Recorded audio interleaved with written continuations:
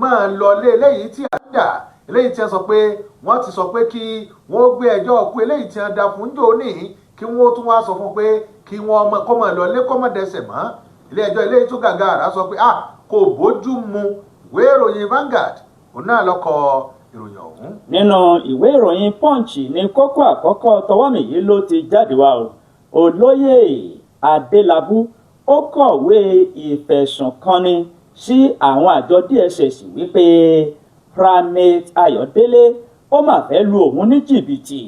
èèlò ni olóyè fi kan wípé Primate Ayodele fẹ́ fi lu òun ní jìbìtì ẹ ó gbọ́ ìwé ìròyìn Punch ló Punch ẹ̀ jáde. Primate Ayodele kan náà. bẹ́ẹ̀ni. nínú ìwé ìròyìn The Nation náà ni ìròyìn eléyìí òun náà ló wà o níbẹ̀ ni wọ́n ní ilé ẹjọ́ òun náà ló mọ̀ ti sọ fún mínísítà nígbà kan rí lórílẹ̀‐èdè wa Nàìjíríà Ngige kó máa lọ sí ọgbà atúnirọ̀nà tí ó fi di ọjọ́ ajé tí ìgbẹ́jọ́ rẹ̀ tí ó máa tẹ̀ sọ́wọ́ iwájú ìwé ìròyìn The Nation òun náà ló kọ ìròyìn ọ̀hún. nínú ìwé ìròyìn Punch ní ìròyìn eléyìí ti jáde wá o àwọn adigunjalè wọ́n ṣọṣẹ́ ní ìpínlẹ̀ Kwara ìró ìbọn dún lákọlákọ ẹgbẹ̀lẹ́gbẹ̀ owó ni wọ́n sì gbé lọ ìwé ìròyìn Punch ló Punch ẹ̀ jáde. nínú àwọn tó jẹ́ ẹgbẹ́ òṣèlú APC ẹ̀ka ti ìpínlẹ̀ Ọ̀ṣun ó ní ẹ wò ó ẹ fọwọ́sowọ́pọ̀ látàrí ètò ìdìbò sí ipò gómìnà eléyìí tó ń bọ̀ lọ́dún 2026 ìwé ìròyìn The Nation òun náà ló kọ ìròyìn ọ̀hún. nínú ìwé ìròyìn Vanguard ní ìròyìn eléyìí ló fẹjú kẹkẹkẹ sí o gbogbo owó tẹ̀ ń pa wọlé lábẹ́nú níbo lẹ kó wọn sí ìjọba àpapọ̀ ẹ sì tún fẹ́ yá owó tí iye rẹ̀ tó $17 tírílíọ̀nù ó tún lé ọwọ́ 9 fún ọdún 2026 Peter Obi ó kẹ́hùn sọ̀rọ̀ ìwé ìròyìn Vanguard ló fà á jáde. nínú ìwé ìròyìn The Nation náà ni ìròyìn eléyìí wà Keyamo òun náà ló mọ̀ ti sọ̀rọ̀ ó ní ẹ wò ẹja ńlá òun náà ni ọwọ́ ẹgbẹ́ òṣèlú APC ló gbé o látàrí Fubara eléyìí tó darapọ̀ mọ́ ẹgbẹ́ òṣèlú náà wọ́n ní àkódà àrò gidigba gan òun náà lẹ́gbẹ́ òṣèlú APC olọ́wọ́ wọn tẹ̀ ìwé ìròyìn The Nation òun náà lọ́kọ́. nínú ìwé ìròyìn The Nation tó kà dákẹ́hùn lèmi náà ti rí kókó inú ìwé ìròyìn yìí o ààrẹ aṣíwájú Bọ́lá Ahmed Tinubu bàbá ṣe ìpàdé alátìlẹ̀kùn mẹ́rin ṣe pẹ̀lú àwọn gómìnà mẹ́ta ọ̀tọ̀ọ̀tọ̀ gómìnà ìpínlẹ̀ Kaduna ìpínlẹ̀ Benue àti ìpínlẹ̀ Cross River kí ni wọ́n sọ ìwé ìròyìn The Nation ló ti jáde. Jonathan Dixon àti àwọn èèkànlẹ́ẹ̀kàn láwùjọ orílẹ̀-èdè wa Nàìjíríà òun náà ni wọ́n mọ̀ ti ránṣẹ́ ìbánikẹ́dùn ìyẹn sí mọ̀lẹ́bí igbákejì gómìnà ní ìpínlẹ̀ Bayelsa Lawrence Ewujapo eléyìí tí ó jáde lókè èèpẹ̀ ìwé ìròyìn Vanguard òun náà lọ́kọ́. dídarapọ̀ tí mo darapọ̀ mọ́ ẹgbẹ́ òṣèlú APC ó ní í ṣe pẹ̀lú iṣẹ́ ìríjú ni o iṣẹ́ ìríjú mi ni mo fẹ́ lọ jẹ́ nínú ẹgbẹ́ òṣèlú APC ta ló sọ̀rọ̀ yìí Fubara òun ló gbé ọ̀rọ̀ ọ̀hún jáde ìwé ìròyìn Daily Post ló tì í síta. kò sẹ́nikẹ́ni eléyìí tí ó fọwọ́ kan àwọn owó yín tó wà ní àpò ìsùnwọ̀n yín o eléyìí tí a mọ̀ sí bank account ẹni tí ó jẹ́ alága fún ìgbìmọ̀ eléyìí tó mójútó àtúntò owó orí orílẹ̀-èdè wa Nàìjíríà tax reform Oyèdélé òun náà ló sọ̀rọ̀ òun ó ní ẹ fọkàn balẹ̀ o kò sẹ́nì kankan tí ó máa yọ owó láti àkáǹtì yín gẹ́gẹ́ bí àwọn ìwé ìròyìn kan bí wọ́n ti ń gbé ìwé ìròyìn Vanguard òun náà lọ́kọ́. ìwé ìròyìn Punch ló ti ròyìn síta o pẹ̀lú bí ètò ìdìbò gbogbogbò ọdún 2027 bó ṣe ń súnmọ́ wa wẹ́rẹ́wẹ́rẹ́ Fubara ó ti jẹ́ kí ààrẹ aṣíwájú Bọ́lá Ahmed Tinubu kó mọ̀ wípé gbogbo ìpínlẹ̀ Rivers ni wọ́n dìbò wọn fún ààrẹ Tinubu kí bàbá lọ fọkàn balẹ̀ ìwé ìròyìn Punch ló Punch ẹ̀ jáde. nínú ìwé ìròyìn The Nation náà ni ìròyìn eléyìí òun náà ló ti jáde o níbẹ̀ ni ìròyìn ti gbé e tó sì ti ń jẹ́ ó di mímọ̀ wípé Yusuf òun náà ló ti ń bá àwọn ará olùgbé Rogo ló ti ń bá wọn kẹ́dùn látàrí iná eléyìí tó ṣẹ́yọ ní àkàtà wọn ìwé ìròyìn The Nation òun náà ló kọ ìròyìn ọ̀hún. nínú ìwé ìròyìn Punch ní ìròyìn eléyìí ló fẹjú kẹkẹkẹ sí o bí abiyamọ bá bímọ tán ní ilé ìwòsàn tí ò sì síyọnu kankan ṣe bí kí abiyamọ máa gbé ọmọ lọ sílé ni ọ̀rọ̀ yìí kò rí bẹ́ẹ̀ o ní ìpínlẹ̀ Ọ̀ṣun ní ilé ìwòsàn kan ìyá alábiyamọ ó bímọ tán kò bá rí owó san wọn ò jẹ́ kí arábìnrin náà kó gbé ọmọ lọ sílé. èèlò ló jẹ 70,000 náírà òun ní gbèsè tí ò rí san. ìwé ìròyìn punch ló punch ẹ̀ síta. 70 kan. bẹ́ẹ̀ ni 70,000 kò á pè ọ́. kó pè mí.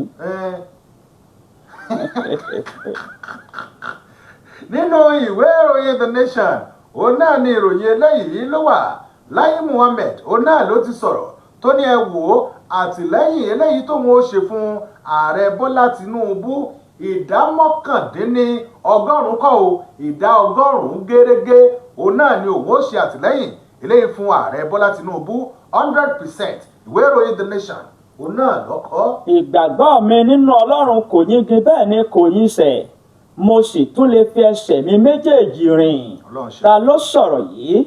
ògbóǹtarìgì agbóhùnsáfẹ́fẹ́ tó tún jẹ́ gbajúgbajà òǹkọrin ọmọ orílẹ̀-èdè Nàìjíríà Yínká Ayéfẹ́lẹ́ òun ló sọ̀rọ̀ náà jáde. ìwé ìròyìn Guardian ló gàdí ẹ̀ jáde. ìwà yìí àti àwọn ìròyìn míì òun náà ni a máa mú wá sí etígbọ̀ ti tọ̀dọ̀ tiyín o nítorí pé bá a ti ṣe kọ̀wé rẹ̀ náà láṣẹ kà á fún ti tàárọ̀ yìí. àwa kì í kàbọ̀ sí ìkànnì alára àgbàyídá ìkànnì sípìtì 9.1 FM lẹ́yìn tí a kalẹ̀ sí Ìṣíà ìlú Òkè-Ò láwà ìpínlẹ̀ Ọ̀yọ́ láwà lórílẹ̀‐èdè Nàìjíríà. a kí yín kú ojúmọ́ o a kú ọjọ́ àbámẹ́ta tòní àbá ire àbá ìdùnnú àbá àṣeyọrí yóò kò lórí èmi àti yín o àbá àṣedànù àbá ikú yóò wá digbó rere fún èmi àti yín. a kí yín káàbọ̀ sórí àkọ́tún ètò àjímúná ròyìn òní ọjọ́ 13 inú oṣù kejìlá ọdún 2025 ní ìròyìn eléyìí tí a mọ̀ kà sí yín létí o. Ambassador Ọlárẹ̀wájú Álímì ló kọ tèmi o lórúkọ ẹnìkejì mi. tó àdèdèmọ̀lẹ́dì awo Ilé Ifẹ̀ awo onígbàwò nígbọ̀wọ́ bí awo ọ̀bá gbàwò nígbọ̀wọ́ awo àṣìtẹ́ awo ayapẹ̀rẹ̀gẹ̀dẹ̀ bí ọwọ́ aṣọ. yẹn ni wípé ẹ̀yin olólùfẹ́ wa tẹ́ ń gbé wa nígbọ̀wọ́ ẹ káre láì àbíṣẹ́ rẹ ọwọ́ sí yín òṣùbà yín rèé wípé ẹ dúró tì wá bí ká ṣe ọrùn ní ìkànnì wa níbí yìí. àní dènà pẹnu láàárọ̀ yìí nítorí wípé ọ̀pọ̀lọpọ̀ iṣẹ́ la fẹ́ jẹ fún yín. Abẹ́rẹ́kẹ́rẹ́ Adégbìtẹ́ lórúkọ mi káwọnú kinní ọ̀hún náà ló kù. bí ó ṣe ká máa wọnú àwọn àròyìn ọ̀hún lọ́lọ́kọ̀ọ̀kan èjèèjì òun náà ló tún kù báyìí. ẹ jẹ́ mi ó mú ìròyìn eléyìí tí kókó rẹ̀ tó di ìròyìn lọ́wọ́ mi fún títí àárọ̀ yìí. ilé ẹjọ́ eléyìí tó gàgàrà jù lórílẹ̀‐èdè wa Nàìjíríà Supreme Court òun náà ni wọ́n ti wò pé ẹ wo ìgbésẹ̀ tí ààrẹ orílẹ̀‐èdè wa Nàìjíríà tí ó gbé fún àwọn tí ó sọ pé kí wọ́n máa lọ kí wọ́n má dẹsẹ̀ mọ́ tí orúkọ Mariam Sanda torúkọ rẹ̀ sì wà ń bẹ̀.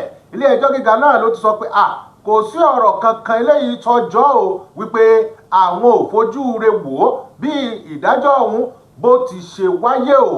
ilé ẹjọ́ eléyìí tó gàgàrà jù lórílẹ̀‐èdè wa Nàìjíríà Supreme Court eléyìí tó fìdí kalẹ̀ sílùú Àbújá òun náà ló mọ̀ tún ti fìdí rẹ̀ múlẹ̀ wípé ẹjọ́ kú eléyìí tí ń dá fún Mariam Sanda ó gbúdọ̀ dúró ni o.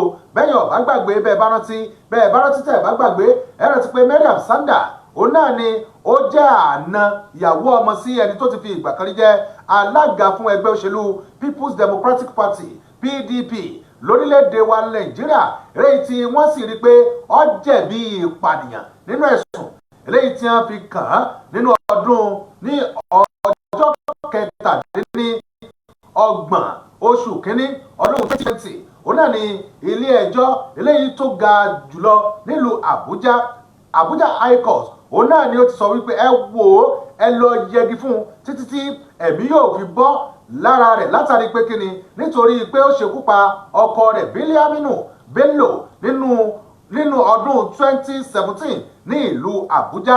lóòótọ́ ó ti kọ́kọ́ lo ọdún 6 àti oṣù 8 ní Súlèjà ọgbà àtúnirọ tó wà ní Súlèjà kó tó di pé ààrẹ Bọ́lá Tinubu òun náà ló sọ wípé àwọn ti gbójú wo ẹ̀sùn eléyìí tí wọ́n fi kàn án wípé ẹjọ́ kù kí wọ́n já sí ọdún 12 ṣùgbọ́n lẹ́yìn èyí òun náà ni ẹni tí ó jẹ́ mínísítà fún ètò ìdájọ́ lórílẹ̀‐èdè wa Nàìjíríà ló sọ̀rọ̀ tó sì ń jẹ́ odi mímọ̀ wípé lóòótọ́ ni o ààrẹ orílẹ̀‐èdè wa Nàìjíríà ó fún àwọn kan ní pé ẹ máa lọlé ẹ má dẹsẹ̀ mọ́ ṣùgbọ́n àwọn ó ṣe àgbéyẹ̀wò eléyìí tí wọ́n wá ṣe ọ̀hún òun náà ni wọ́n gbé lọ sọ́tún tí wọ́n sì gbé lọ sójì tí wọ́n sì gbé àwọn ìgbìmọ̀ ẹlẹ́ni márùn-ún tí wọ́n gbé wọn kalẹ̀ ní ilé ẹjọ́ eléyìí tí ó gàgàrà jùlọ lórílẹ̀‐èdè wa Nàìjíríà lẹ́yìn tí wọ́n fà á lọ wájú tí wọ́n fà á wẹ́yìn òun náà ni adájọ́ Justice Moore Adume òun náà ló wájú ó di mímọ̀ wípé wo ẹjọ́ tí wọ́n ti dá fún tẹ́lẹ̀ òun náà ni ó múlẹ̀ o ẹjọ́ ọ̀kúnràn ni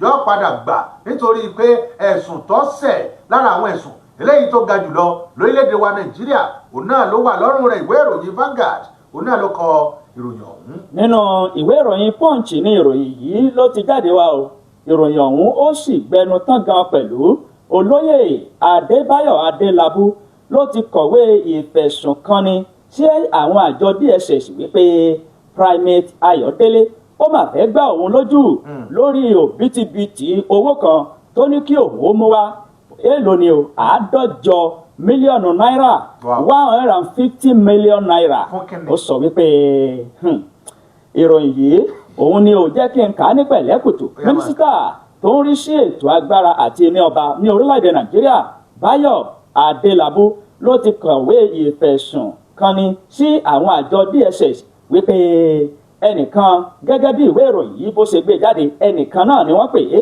ó ní ẹnìkan tí orúkọ rẹ̀ ń jẹ́ Primate Samson òun ni ìyẹn Primate Elijah Ayodele wípé ó fẹ́ gbá òun ní ojú o pẹ̀lú bó ṣe sọ wípé kí òun ó mú iye owó tí iye rẹ̀ tó 150 mílíọ̀nù náírà wá 150 million naira wípé kí òun kó lè bá òun ṣẹ́gun ọ̀kan ọ̀jọ̀kan àwọn ìṣòro èyí tó ń bá òun fínra láti di gómìnà ìpínlẹ̀ Ọ̀yọ́ nínú ìwé tí olóyè Adélábù tó fi ṣọwọ́ sí àwọn àjọ DSS ló ti ṣàlàyé wípé Primate Ayodele òun ni ó jẹ́ olùdásílẹ̀ ìjọ Iris Evangelical Spiritual Church èyí tó wà ní ìpínlẹ̀ Èkó tí ó sì ń béèrè wípé tí òun bá lè san owó náà gbogbo àwọn ogun àti ìṣòro tó yí òun ká láti di gómìnà ìpínlẹ̀ Ọ̀yọ́ lòun yóò bá òun ṣẹ́ àti wípé òun yóò lo ìlànà ẹ̀mí láti ṣe kinní ọ̀hún kó lè mú yẹ̀ẹ̀sì ẹ ò rántí wípé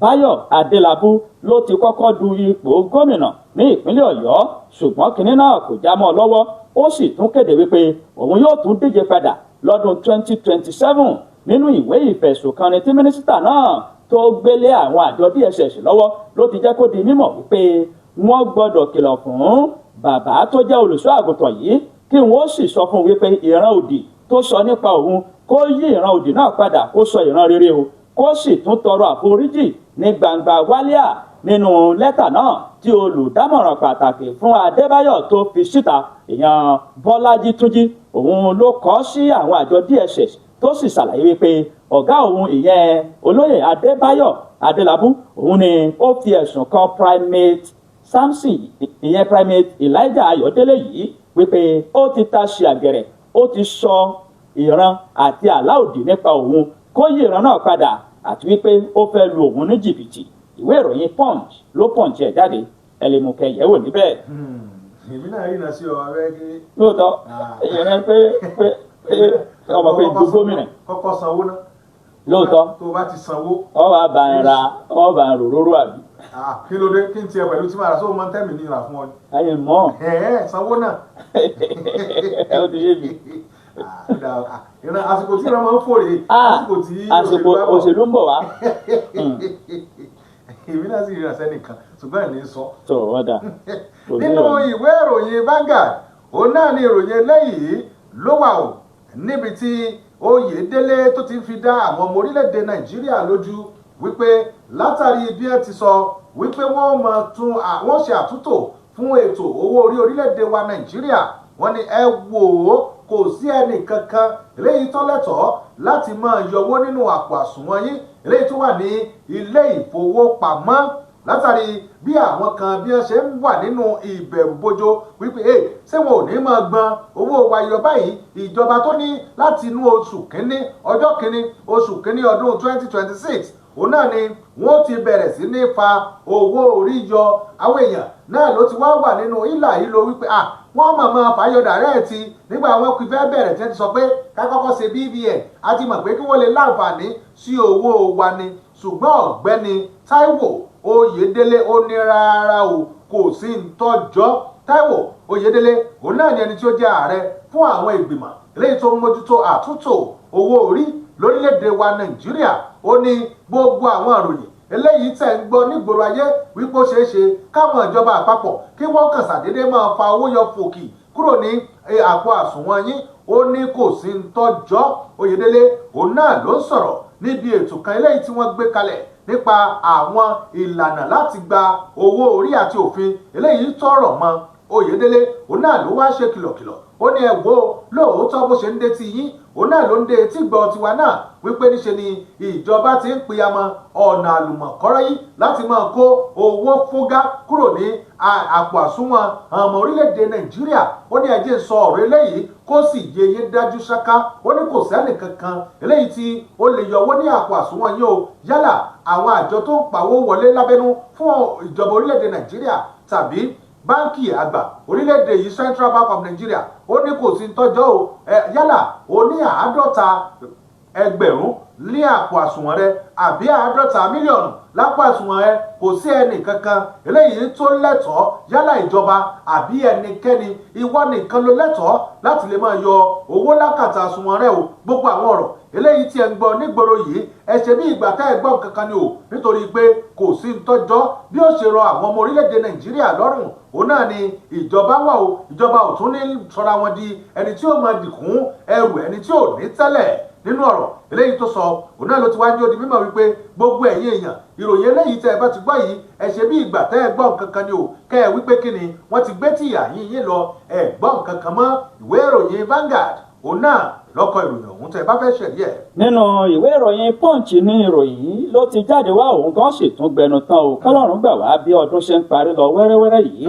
Àwọn adigunjalè kan ni wọ́n ṣọṣẹ́ ní ìlú Ìlọrin tí wọ́n sì gbé ẹgbẹ̀lẹ́gbẹ̀ owó lọ o tí wọn ò mọye owó ọ̀hún. Ìdigunjalè kan ó mà wáyé ní òwúrọ̀ ọjọ́ 12 oṣù 12 ọdún 2025 ní ìlú Ìlọrin.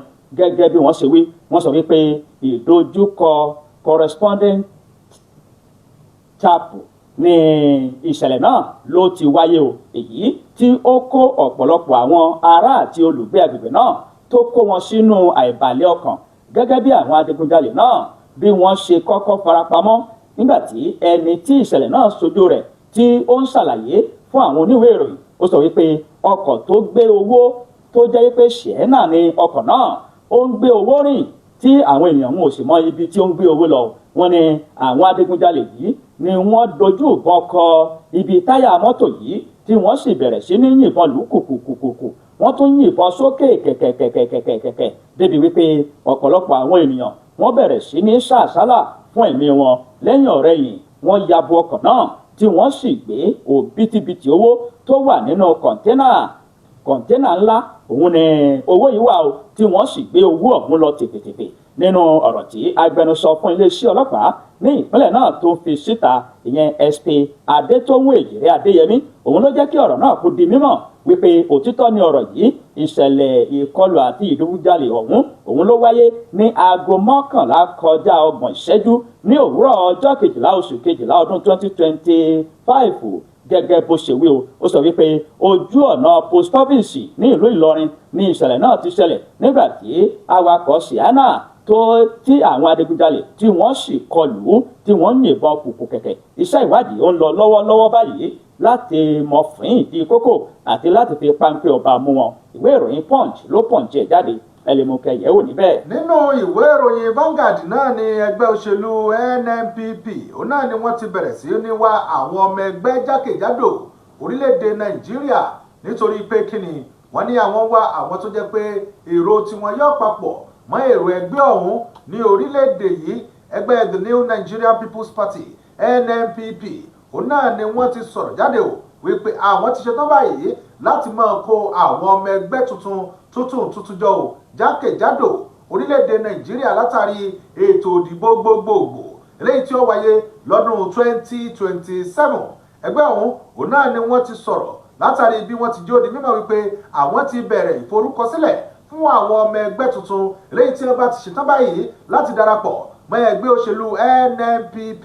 Nínú ìròyìn eléyìí tó jáde látẹnu ẹni tí ó jẹ́ olùdásílẹ̀ àti alága àwọn àjọ eléyìí tó mójútó bí ẹgbẹ́ ọ̀hún bí ó ṣe máa tẹ̀ sọ́wọ́ iwájú dókítà Boniface Aniebonam òun náà ló sọ̀rọ̀ ọ̀hún ní ìlú Èkó lánàá òde yìí àní ẹ̀bọnà náà ló sọ tó sì ń jẹ́ ó di mímọ̀ wípé gbogbo ìpínlẹ̀ ìjọba ìbílẹ̀ eléyìí tó wà jákèjádò orílẹ̀-èdè Nàìjíríà kí wọ́n lọ́rọ̀ lè gbọ́ báyìí wípé ẹgbẹ́ òṣèlú NNPP ó ti ṣetán láti máa gba àwọn ọmọ ẹgbẹ́ òṣèlú tuntun àyànràn náà láti máa gbà wọ́n wọ inú ẹgbẹ́ òṣèlú náà ṣùgbọ́n kàn sá òun náà lọ́wọ́ nídìí rẹ̀ o ọmọ ẹgbẹ́ òṣèlú eléyìí tí ó bá darapọ̀ mẹ́gbẹ́ òṣèlú NNPP ó gbúdọ̀ ní àti máa ṣe bọ̀ dáadáa ó kọ rẹ̀ kò gbúdọ̀ bàjẹ́ gbòòrò ayé o bánà rẹ̀ gbúdọ̀ tàn dáadáa kó má jẹ́ pé àwọn bánà tí wọ́n ti èso bọ̀ rí ni nínú ọ̀rọ̀ eléyìí tó sọ náà ló ti ń jó di mímọ̀ wípé ẹni tí ó jẹ́ sẹ́nitọ̀ Rabiu Kwakwazo tó ti ṣe aṣíwájú Kwakwaziya movement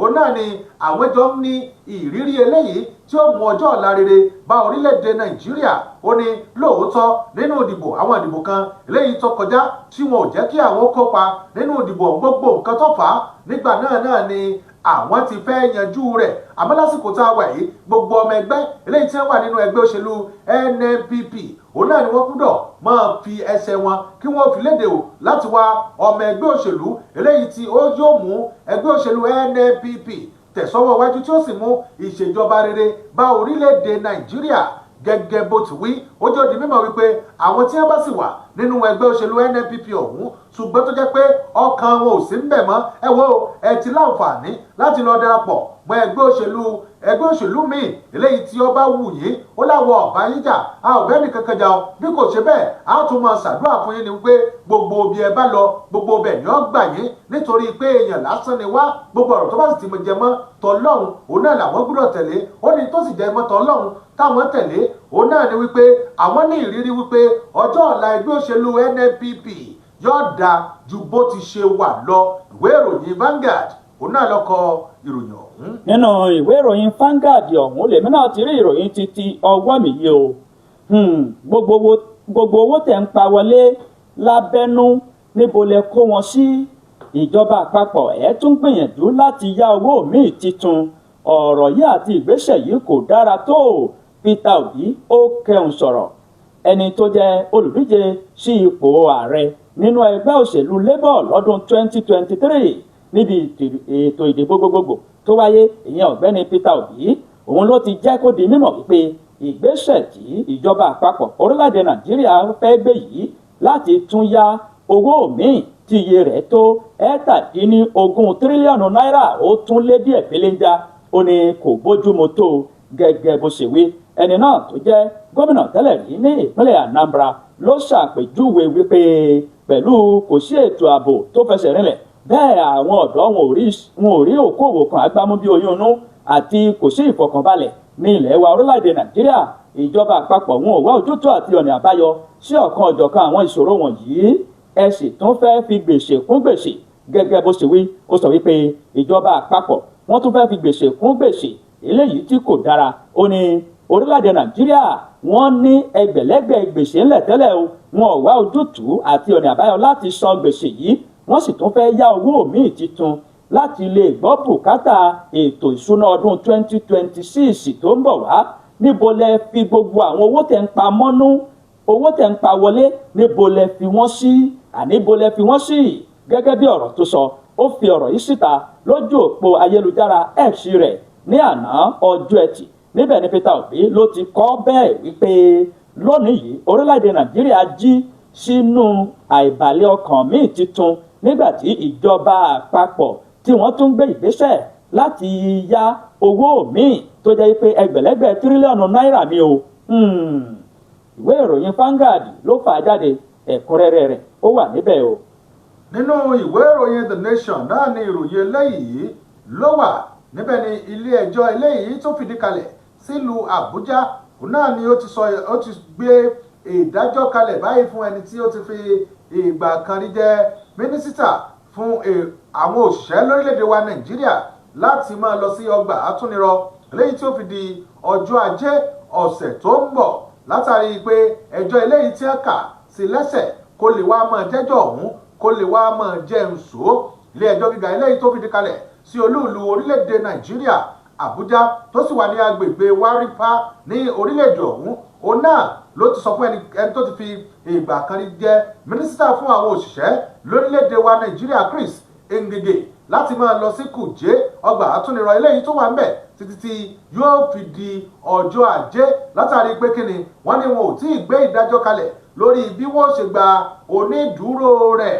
Adájọ́ Mariam Hasan òun náà ló gbé ìdájọ́ ọ̀hún kalẹ̀ ní àná ọjọ́ Ẹtì lágbàtí wọ́n fi ẹ̀sùn 8 ọ̀tọ̀ọ̀tọ̀ tí wọ́n tò mọ́ Ngige lẹ́sẹ̀ látàrí bí ó ṣe ṣi ipò agbára eléyìí tí ó wà lọ́wọ́ rẹ̀ tó sílò láàrin ọdún 2015 sí inú oṣù karùn-ún ọdún 2023. Ngige òun náà ló sọ wípé èmi ò jẹ̀bi o pẹ̀lú àlàyé ṣùgbọ́n ẹni tí ó jẹ́ agbẹjọ́rò fún ìjọba Silvanus Tahir òun náà ló sọ wípé ẹ wo á mú ọjọ́ míì eléyìí tí ìgbẹ́jọ́ ọ̀hún tí ó máa tẹ̀ sọ́wọ́ wájú Justice Hasan òun náà ló da ọ̀rọ̀ eléyìí tí agbẹjọ́rò ìyẹn fún Ngige Patrick Nweto eléyìí tí ó gbé kalẹ̀ wípé ẹ wo ẹ jẹ́ gba ó dúró agbẹjọ́rò mi kó sì àbí olùjẹ́jọ́ mi kó sì máa lọ sí ilé. Nweto òun náà ló sọ fún ilé ẹjọ́ wípé ẹ wo ẹ jẹ́ kí a fi àǹfààní àti gba onídùúró rẹ̀ kó sì máa ti ilé kó máa ti bẹ̀ wá jẹ́jọ́. Lẹ́yìn èyí òun náà ni adájọ́ Hasan ló bá ní kò sọ̀rọ̀ lórí rẹ̀ o ẹ wo yóò padà máa lọ ọgbà àtúnirọ̀ eléyìí tí yóò fi di ọjọ́ Ajé tí ẹjọ́ ọ̀hún tí ó sì máa tẹ̀ sọ́wọ́ wájú lára àwọn ẹ̀sùn eléyìí tí wọ́n fi kan Ngige nínú 8 ọrú rẹ̀.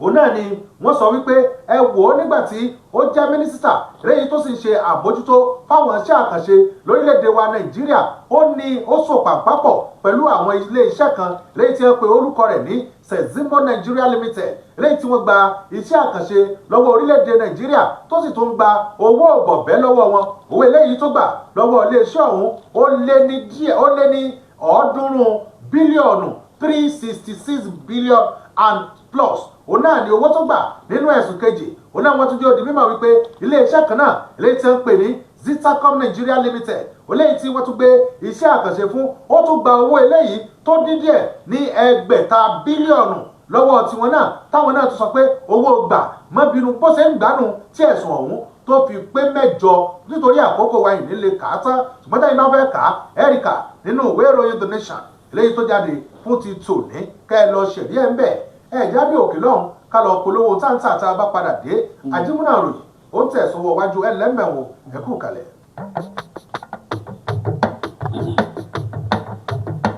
mi máìkì fi ń ka eléyìí.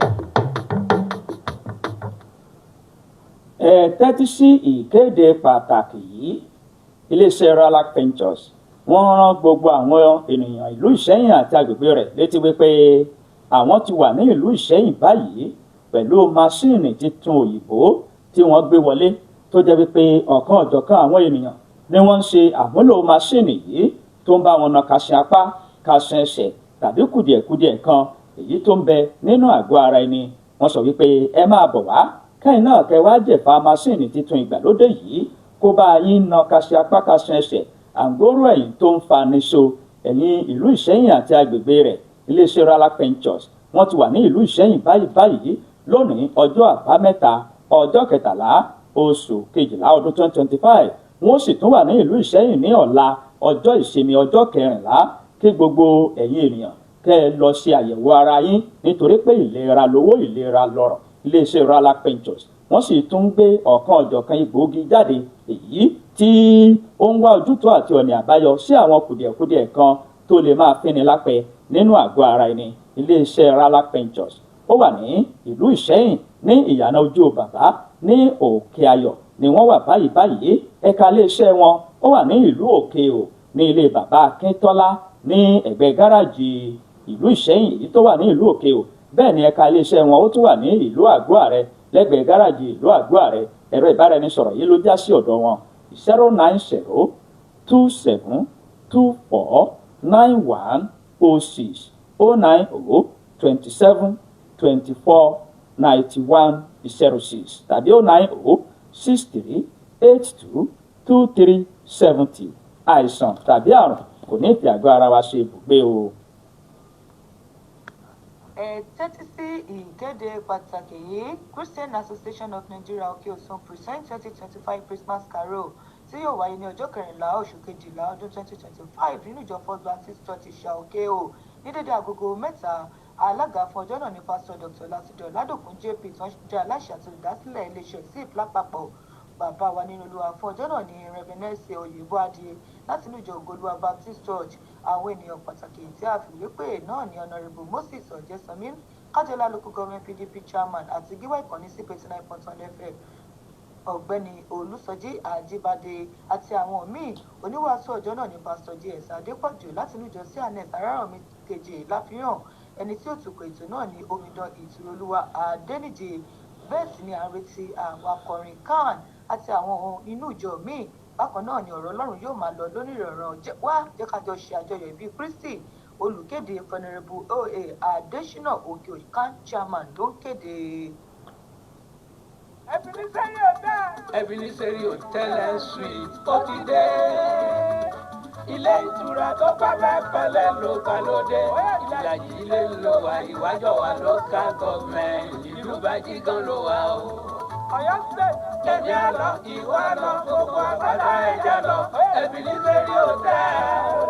Ẹ̀jẹ̀ lọ, jẹ gbádùn níbẹ̀ o. Àjànàkú kọjá mo rí nǹkan fìrí tá a bá rìnrìn ká sọ pa rìnrìn. Ebenezer Hotel and Suites Ìlàjì ilé ìlú Ọ̀gọ̀mọ̀rọ̀ ọmọ Bàjígan ló kalẹ̀ sí níjọba àbílẹ̀ ìwájọ́ wa. A ó tún ṣe o ní ọjọ́ 16 oṣù 16 December 07012782172. Olórin wa ni Sàbáìkà Kúbla 2 MC Wàsó and MC Àyọ̀ká èmi gangan ìgbẹ́yìn.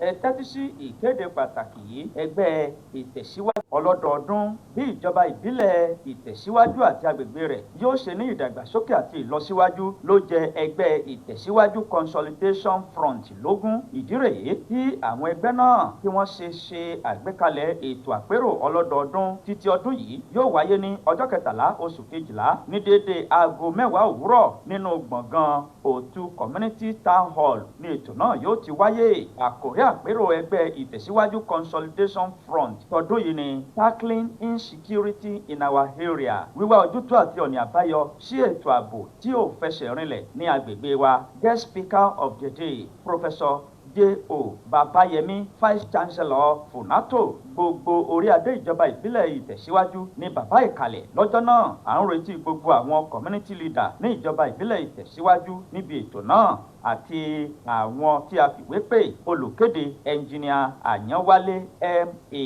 alága ìgbìmọ̀ àjọ̀dún.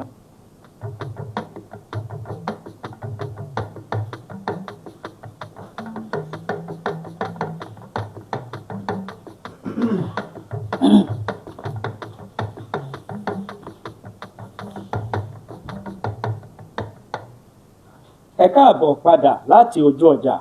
Ìròyìn wa kò tán síbẹ̀, ó ń sún sapá iwájú. Ẹ̀yin náà lè gbé ìkéde, ìpolówó àti àwọn nǹkan tí ẹ bá fẹ́ kí àwọn ará ìlú kí wọ́n mọ̀ nípa rẹ̀. Ẹ gbé wá ká bá yín lù ú lọ́gọ̀ ẹnu, ká bá yín pẹ̀kẹ́ lù ú, ká bá yín polówó rẹ̀ ní ìkànnì wa níbí.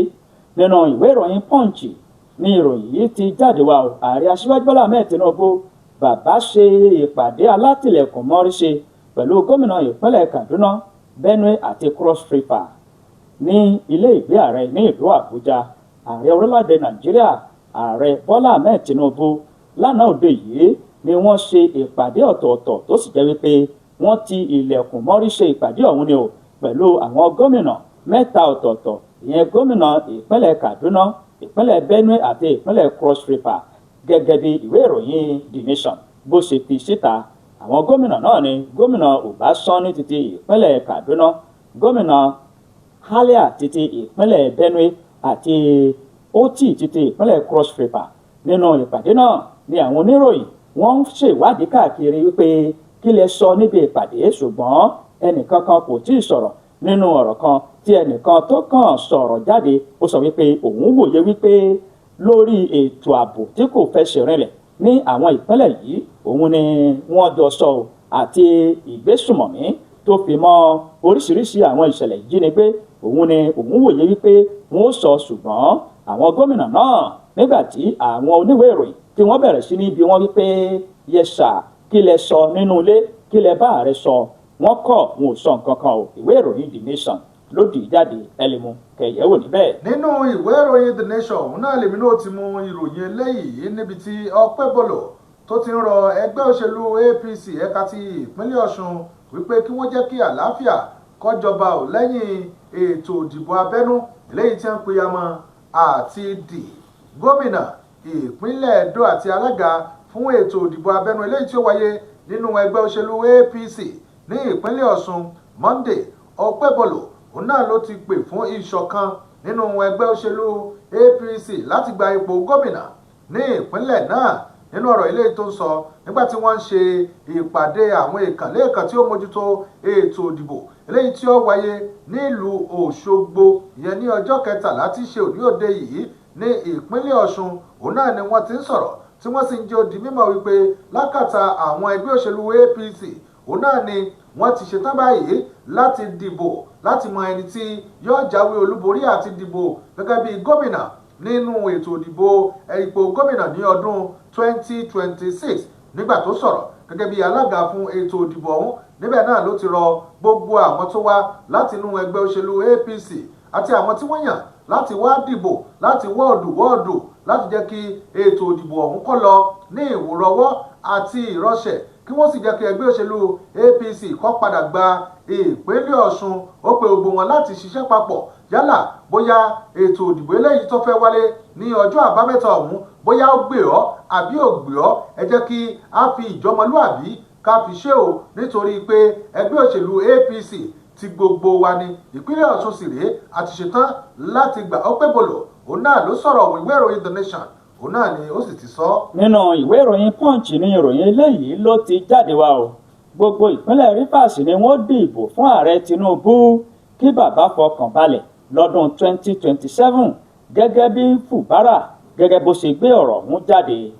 gẹ́gẹ́ bí a ṣe mọ̀ wípé ètò ìdìbò gbogbogbò ó ń súnmọ́ wẹ́rẹ́wẹ́rẹ́, èyí ló fà á tí gómìnà ìpínlẹ̀ Rivers tó fi kẹ́hùn sọ̀rọ̀ tó sì ṣàlàyé wípé gbogbo ìpínlẹ̀ Rivers ni wọ́n dìbò fún ààrẹ Tinubu gẹ́gẹ́ bó ṣe wí.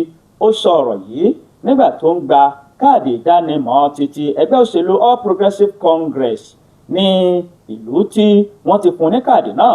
nínú ọ̀rọ̀ rẹ̀ ó jẹ́ kó di mímọ̀ wípé òun yóò sa gbogbo ipá òun, gbogbo nǹkan tó bá gbà ní òun yóò fò láti jẹ́ kí ààrẹ aṣíwájú Bọ́lá Ahmed Tinubu kó lè wọlé ní ìpínlẹ̀ Rivers gẹ́gẹ́ bó ṣe wí, nítorí pé tí awó bá kì í fúnni àá kì í fáwọ́ padà ni. ìwé ìròyìn Punch ló pọ̀ǹtì ẹ̀ jáde. tẹ̀ bá gbàgbé Fubara ló kẹ́rù káàsà rẹ̀ tó sì ju ẹgbẹ́ òṣèlú People Democratic Party kalẹ̀ pọ̀ bí àmúkọ̀ọ́sàn tó ta kọ́sọ́ sínú ẹgbẹ́ òṣèlú APC. ó ní ṣùgbọ́n báyìí òun dúró tẹsẹ̀ òun méjèèjì girigiri nílẹ̀ o, òun yóò jẹ́ kí àwọn ènìyàn ìpínlẹ̀ Rivers kí wọ́n dìbò fún Tinubu. ìwé ìròyìn Punch lójú síta. nínú ìwé ìròyìn The Nation náà ni ìròyìn eléyìí ló wà. níbẹ̀ ni Lai Muhammed òun náà ló mọ̀ ti sọ̀rọ̀ tó ní àtìlẹ́yìn eléyìí tó wọ́n ṣe fún ààrẹ Bọ́lá Tinubu lọ́dún 2027 kìí ṣe 100 òbí kò ṣe 100 gẹ́rẹ́gẹ́. òun náà ni àtìlẹ́yìn eléyìí tí òun ó ṣe o, ẹni tí ó ṣẹ̀ṣẹ̀ kúrò gẹ́gẹ́ bí mínísítà fún ètò ìròyìn àti àṣà lórílẹ̀‐èdè wa Nàìjíríà Alhaji Lai APC tọkàntọkàn ní tó sì jẹ́ ó di mímọ̀ wípé lóòótọ́ àwọn èèyàn máa béèrè wípé ẹ dákun o, ẹgbẹ́ wo lẹ̀ ń ṣe lásìkò yìí. ó lóun ò sọ jáde wípé ẹgbẹ́ báyìí òun náà lòun ṣe o, bí kò ṣe pé ẹgbẹ́ eléyìí tó bá lè mú ìlọsíwájú bá orílẹ̀-èdè Nàìjíríà òun náà ni òun ṣe. lóòótọ́ òun ò jáde yanya kóun ó máa sọ̀rọ̀ òṣèlú lẹ́nu lọ́lọ́ yìí, ṣùgbọ́n òun náà lòun mọ tinú tòun tóun sì ṣe àtìlẹ́yìn fún ẹgbẹ́ òṣèlú APC. Muhammed náà ló sọ̀rọ̀ yìí ní ọjọ́ Ẹtì níbi ètò ìdánilẹ́kọ̀ọ́ kan eléyìí tó ṣe ní ilé ẹ̀kọ́ ní ibi ètò ìkẹ́kọ̀ọ́jáde ti ilé ẹ̀kọ́ Achievers University tó wà nílùú Ọ̀wọ̀ ìpínlẹ̀ Ondo. níbẹ̀ òun náà ló ti sọ̀rọ̀ tó sì ń jẹ́ ó di mímọ̀ wípé òun ní ìgbàgbọ́ eléyìí tó lóòrìn nínú ètò òṣèjọba eléyìí tó ń lọ lóde yìí, tóun sì nígbàgbọ́ pé ààrẹ Bọ́lá Tinubu òun náà ni ó sì jáwé olúborí lọ́dún 2027. nígbà wọn bí ó ní ẹgbọ́ o, ṣé ẹ̀ ń ṣe àtìlẹ́yìn fún ẹgbẹ́ òṣèlú APC àbí ààrẹ lẹ̀ ń ṣe àtìlẹ́yìn fún? ó ní àti ẹgbẹ́ òṣèlú APC àti ààrẹ orílẹ̀-èdè wa Nàìjíríà ìdá 99% kọ́ o ìdá 100 òun náà ni òun fi ń ṣe àtìlẹ́yìn tóun ó sì kó ipa tòun láti jẹ́ kí ẹgbẹ́ òṣèlú APC kí wọ́n jáwé olúborí tó bá ti di ọdún 2027 nínú ètò ìdìbò gbogbogbò eléyìí tí ó wáyé lórílẹ̀-èdè wa Nàìjíríà. ìwé ìròyìn The Nation òun náà ló kọ ìròyìn ọ̀hún. nínú ìwé ìròyìn Guardian ni ìròyìn ti jáde wá o mo sì ní ìgbàgbọ́ àti ìdánilójú nínú Ọlọ́run ọba akọ́dáyé wípé mo sì tún lè dìde rìn. Gbajúgbajà òǹkọrin tó tún jẹ́ olùdásílẹ̀ iléeṣẹ́ ìgbóhùnsáfẹ́fẹ́ Yínká Ayéfẹ́lẹ́ òun ló máa sọ̀rọ̀ yìí jáde. Gbajúgbajà ògbóǹtarìgì òǹkọrin nì tó tún jẹ́ ẹni tó máa ń dá àwọn ènìyàn lárayá Yínká Ayéfẹ́lẹ́ òun ni ó fi ọwọ́ méjèèjì sọ̀yà gbìgbìgbì tó sì jẹ́ kó di mímọ̀ wípé òun sì tún lè dìde rìn. Gẹ́gẹ́ bí ọ̀rọ̀ náà bó ṣe lọ ó sọ àwọn ọ̀rọ̀ yìí fún àwọn ìbẹ́ta rẹ̀ láti rántí àti láti sàmì ọjọ́ tí ìṣẹ̀lẹ̀ ìjàmbá ọkọ̀ tó ṣẹlẹ̀ sí ní ọjọ́ 12 oṣù 12 ọdún 1997. Gẹ́gẹ́ bó ṣe wí ó ní ìṣẹ̀lẹ̀ náà ló ṣẹlẹ̀ nígbà tí pọ̀pọ̀ ṣìnṣìn ọdún kérésìmesì tí ó ń fẹ́ lẹ́lẹ́lẹ́lẹ́ tí ọkọ̀ òun tó sì ní ìjàmbá nítorí ojú òpópónà tí kò dára. Ó ní ẹ̀ẹ̀mẹ́fà ọ̀tọ̀ọ̀tọ̀ ni ọkọ̀ òun bẹ̀rẹ̀ sí ní gbókìtì pọnlá tó fi dé orí 6. Ìgbà tó yí ọkọ̀ òun gbé òkìtì ẹlẹ́ẹ̀kẹfà ni ó bá di inú bójúà. Gẹ́gẹ́ bó ṣe wí o ó ní láti ìgbà náà ni òun ò ti lè dìde rìn mọ́. Nínú ọ̀rọ̀ rẹ̀ ó ní mo sì ní ìgbàgbọ́ wípé mo sì lè rìn. Gẹ́gẹ́ bó ṣe wí ó ń sọ àwọn ọ̀rọ̀ yìí fún àwọn ìbẹ́ta rẹ̀ tí ẹ bá gbàgbé. Yínká Ayéfẹ́lẹ́ òun ni ó ti dúró láì rí ọmọ ṣùgbọ́n ní ọdún 2019 ló kí àwọn ìbẹ́ta káàbọ̀ sínú ìdílé rẹ̀ tó wá ń sọ fún àwọn ikọ̀ tí wọ́n jọ ń ṣiṣẹ́ wípé ẹ fọkàn balẹ̀ ẹ̀yin ènìyàn mi iṣẹ́ ń lọ ní wayawaya màá padà dìde rìn. Bó ló ṣe kọrin wá dìde rìn ogun ayé yóò bá mi fi omi bàbá jákèjádò àgbáyé òkèké akán jẹ́ kó ṣeé ṣe dáàbò bò mí o. àwọn tó kù tó bá ń bí jẹ́ kí inú wọn rọ jẹ́ kí inú wọn rọ ká lè jọ fìdùnnú jayé pẹ́ tí wọ́n bá wà láwọn ògbà wá tí wọ́n ṣe bí wọ́n ṣe sáàpù ìyá kí wọ́n lè mọ̀ pé ìwọ lọ bá ẹjọ́ súnmọ́ àwọn ará lé. àwọn ẹgbẹ́ ti fẹ́ sọ ẹ̀dá Ayéfẹ́lẹ́ Ìgbòho láàárọ̀.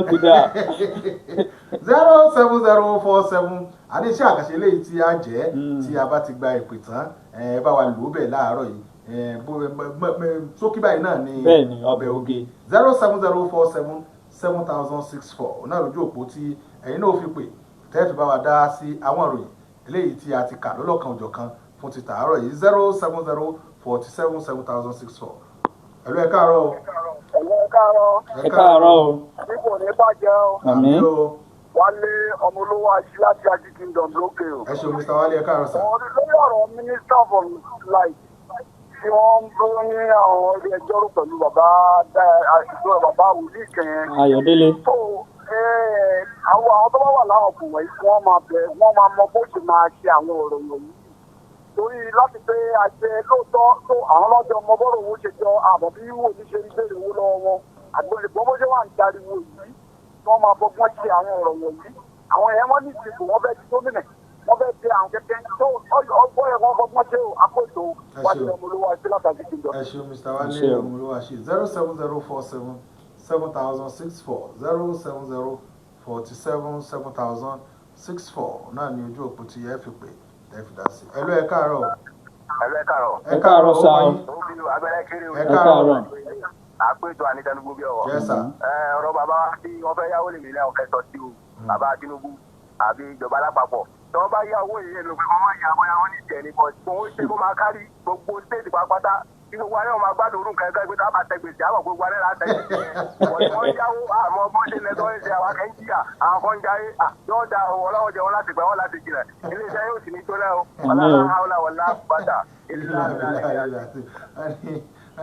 ẹni kájọ náà káwọn kí gbogbo náà láwùlẹ̀ jẹ́. pé igi tá a bá torí ẹ̀ gbòjì ó yẹ kó sunẹ́ fún ni yá. nígbà tá a bá san á lè mọ̀ pé gbogbo alájọ jẹ́. gbogbo alájọ pọ́nnu lá ó ti dà. Hello, ẹ káàárọ̀. ẹ káàárọ̀ ọmọ ìbílẹ̀ tí ń pè. orúkọ mi ni Ọlálẹ́kẹ̀ Jùmọ̀ láti ìlú Ìṣẹ́yìn. Mr. Ọlálẹ́kẹ̀ ẹ káàárọ̀. jẹ́ ẹ káàárọ̀. Yes, sir. Kí ni mo bẹ lórí owó yíyá táwọn ìjọba wa ń yá yẹn? Ẹ fẹ́ rí i pé bí wọ́n ṣe ń yáwó yẹn náà, nǹkan tá a kàn máa rọ̀ wọ́n ni pé àwọn nǹkan tó bá ti mọ̀ pé ọjọ́ ìgbáyégbádùn fáwọn aráàlú náà nìkan ń bá wa mójútó. Ẹ fẹ́ rí i pé nǹkan yẹn yóò máa jẹ́ ìdùnnú fún àtàjẹ́ aráàlú. Adẹ̀ sí Yínká Ayéfẹ́lẹ́ gbajúgbajà lórí yẹn náà pé àkókò oríire pẹ̀lú ìdíje rẹ̀ pẹ̀lú tó fi ṣe ẹsẹ̀ rẹ̀ yẹn. Ó sì ń bọ̀ ni ó ń bọ̀ ló ń bọ̀ lọ́hùn. Ọlọ́run Ọlọ́run bá wọn ṣe rọrùn. Ọlọ́run máa ṣe fún ọ. Àwa náà tá a jẹ́ aráàlú náà ààbò Ọlọ́run máa sọ aráàlú. Àmì o, ẹ ṣeun o, ẹ ṣe o. 070477064 070477064 náà ni ojú òpó tí ẹ fi pè ẹ fi dá sí 070477064. Hello. Hello, ẹ káàárọ̀ o.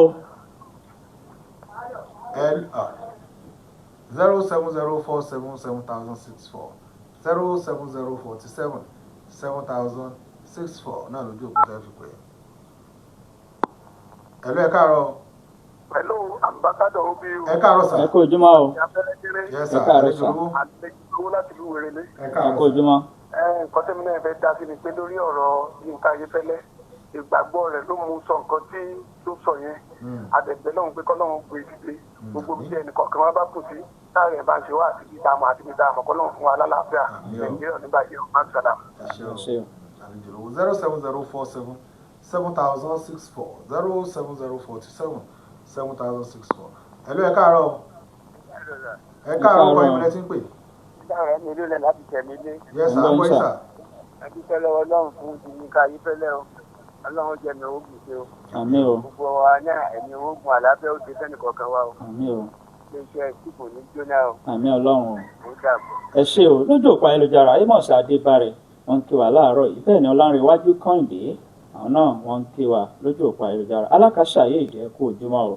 Bẹ́ẹ̀ ni Àjọrò àwọn náà wọ́n ń kí wa. Hello. Hello, ẹ káàárọ̀. Hello.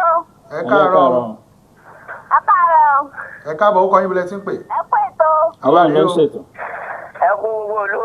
À ń gbọ́ yín. Àyànà èmi ti jà, ó ti di àmúṣe báwọn. Ó ti di oníbejì. Hello, ẹ káàárọ̀. Hello, ẹ káàárọ̀. Ẹ káàárọ̀ kọ́ sàrúkọ yín bílẹ̀ yín. tí ń pè. Hello. À ń gbọ́ yín o. Orúkọ yín bílẹ̀ tí ń pè. Ẹ káàárọ̀ àgbẹ̀tò. Ọlọ́run ló ń ṣe o. Ọlọ́run ṣàánú wa. Àmín o. Adúpẹ́ lọ́wọ́ Ọlọ́run tí Yínká Ayéfẹ́lẹ́ sì tó dúpẹ́ fọlọ́run kó lè dìde. Ọ̀dà. Ìgbàgbọ́ ni o. Ìgbàgbọ́ ni ní Yínká Ayéfẹ́lẹ́ fi ń sọ̀rọ̀ o. Ó fi gbàgbọ́ sọ ní o. Wípé òun sì ní ìgbàgbọ́ wípé òun ò fẹ́ sí òun méjèèjì rìn. Àná ni ìjàmbá ọkọ̀ yẹn ṣẹlẹ̀ sí. Tí ó pé tí àyájọ́ ọjọ́ àná. 12/12/1997. Hello. Hello, ẹ kú ètò. Yes, ẹ káàárọ̀ kọ́ yín bílẹ̀ tí ń pè. Ẹ káàárọ̀ àbúrò yín ni o. Àbájọ́lọ̀ Àdájúmọ̀ yá. Alhaji Yaniwura, ẹ káàárọ̀ sà. Ẹ káàárọ̀ sà o. Ẹ káàárọ̀. Yes, sir. Àyíṣe ń bẹ dá ní abẹ́rẹ́ tí ń dààmú ológì. Oúnjẹ fún wa máa ṣàfihàn. Bẹ́ẹ̀ni. Àwọn ọkọ̀ tí wọ́n ń gbówó lọ tí wọ́n gbówó lọ́wọ́ wọn. Ọlọ́run máa rìjẹ́ ìṣọ́ wa o. Àmín o. Lójú òpó ayélujára Ebenezer Adélọ́wọ̀ wọ́n ń kí wa láàárọ̀ yìí. Bẹ́ẹ̀ ni gbogbo ẹ̀yin ènìyàn àti ẹ̀ ti kí wa àkíyìn o. Ẹ jẹ́ kí a gbé ìpè ẹyọ kan sí kí ó tó di pé a gbé àwọn tí wọ́n ṣe onígbọ̀wọ́ abalẹ̀ lẹ́ẹ̀kejì yẹn wọlé. Hello, ẹ káàárọ̀. Ẹ káàárọ̀. Ẹ káàárọ̀ kọ́ yín bílẹ̀ tí ń pè. Àmọ́lẹ́ ọ̀yọ̀kọ̀yọ̀kọ̀ ló sọ̀rọ̀ láti. Mr. Rahman, ẹ káàárọ̀. Ó pọ̀rọ̀ àwọn olórí ẹ̀sìn. Àwọn èèyàn wá ti ń gbọ́n díẹ̀ díẹ̀ ni. Ẹni ọba wù kọ́kọ́ gbọ́n látara ọ̀rọ̀ tí wọ́n sọ tí Adébáyọ̀ sọ. Ẹni ọba wù kọ́ má kọ́gbọ́n lọ́dàbọ̀. Ọ̀dà Ṣé o? ẹ ṣeun. Kò jù bẹ́ẹ̀ lọ, ẹ bá wù kó kọ́gbọ́n. Àbí ẹni tó bá wù kọ́mọkọ́gbọ́n. Ó sì máa dáwó sí gbọ́ àtù. Ẹ wo ẹja dé òkè lọ́hùn tá a bá ti padà dé àbọ̀ sí abala eléyìí tí wọ́n ṣe onígbọ̀wọ́ ẹlẹ́mẹ̀wẹ̀ kú kalẹ̀. Bàbá ní ọ̀padà sọ̀rọ̀. Àbí ó sọ̀rọ̀ Primate kì í gbójú sí gbogbo ọ̀gá wa ó lè ná parọ́ mọ́ ẹ̀yìn òwúlẹ̀ mọ̀kú lóṣèlú ní àìlú ẹni tá ìlú yà ní láti.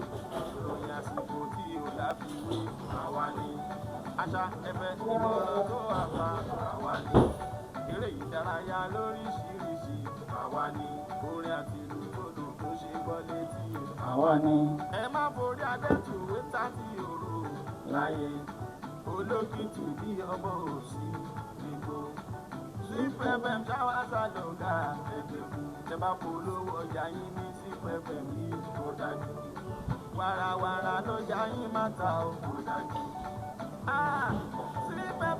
Ẹ ṣe àga yẹn dáadáa fún mi.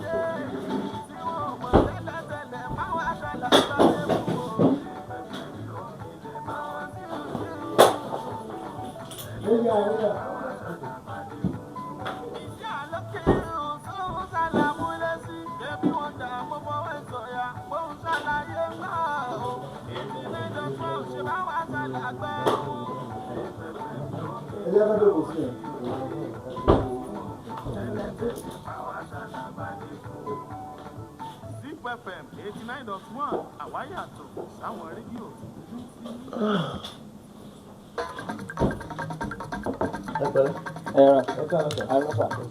Zip Radio 89.1 FM.